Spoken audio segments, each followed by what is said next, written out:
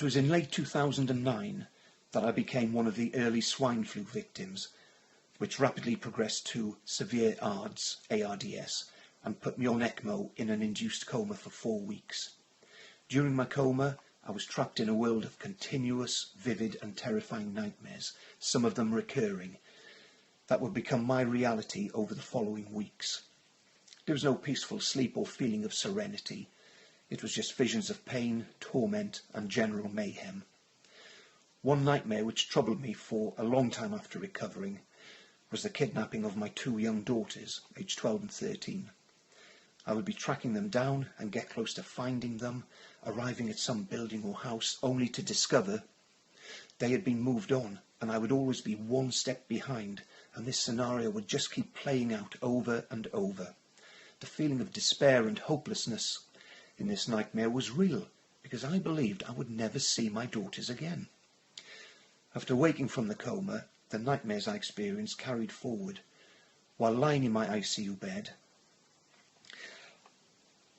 paralysed and unable to talk due to the trach, I'm believing I will never see my girls again, as that was my reality in the world I inhabited during my coma, which was more real to me than the world I was now awake in.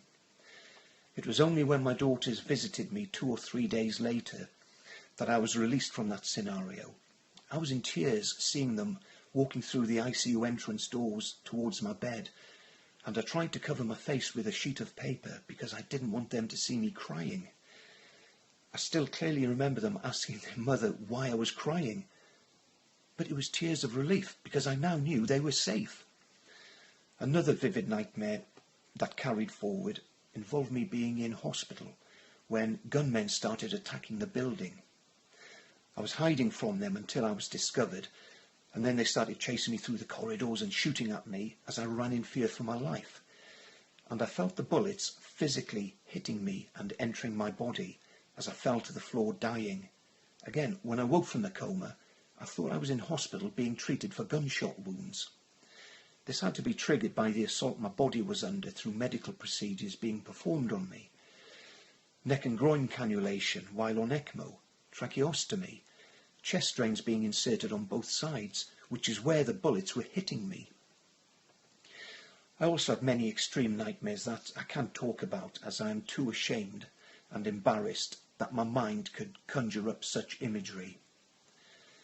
But waking from the coma wouldn't be the end of it, as I now entered a world of delirium and experienced a distorted reality driven by auditory and visual hallucinations. What I was seeing and hearing was creating a lot of anxiety, and I became paranoid and mistrustful, and I could not be persuaded that I was safe and what I was experiencing was not real. Several of the nurses and doctors involved in my care entered into my hallucinations in a negative way, making me very wary of them. For example, a doctor attacked me and beat me up doing kung fu. A nurse mistreated me by pulling me around by my NG tube, and I repeatedly heard nurses having sex at the side of my bed. And the first person I would see come into my line of vision, I knew it was them, and that affected how I interacted with them. There were so many delusions. By the time I was discharged to the respiratory ward, I was emerging from the delirium and slowly regaining clarity of thought. While there, I began to reflect on events during my time in ICU and realised that I had 6 weeks worth of memories of a life I didn't live. Alongside this, new memories were surfacing every day, and I was struggling to determine what was real and what was imagined. Though I know and understand these are false memories, I still have emotions attached to them due to the impact of their perceived authenticity.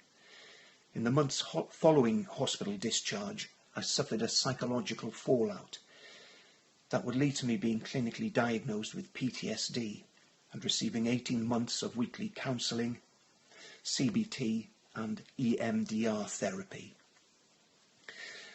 to help process my memories.